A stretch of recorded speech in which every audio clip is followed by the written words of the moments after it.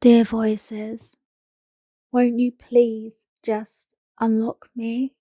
You know I'm struggling. You know I'm ill. So why do you insist I watch the news when you know how much it scares me?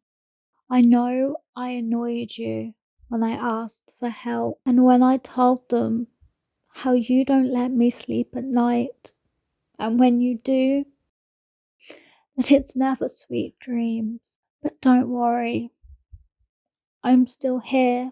I'm still alone, bedbound, and I still feel worthless. I don't know why they insist on having a party. At first, I thought it was you. I thought you were laughing at me. And why? Why do some people struggle and find it so hard to stick to the rules, to stay home, to stay safe, like I have done for many years? I'm sorry, but I was angry and I'm really jealous. So you told me I'll never have friends, not me, lockdown or not. I'll forever be alone. The hair you told me to pull out, it's grown back, and now it has.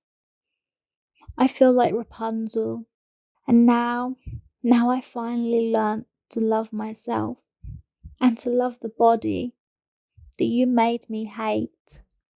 But now I'm awake, sky high anxiety and trembling with constant pins and needles. I asked my doctor, is this normal? Apparently, it's not. Unwell, confined to our homes and our beds.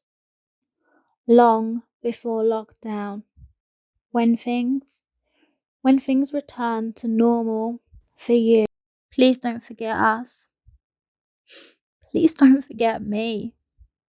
Please don't leave us in the dark.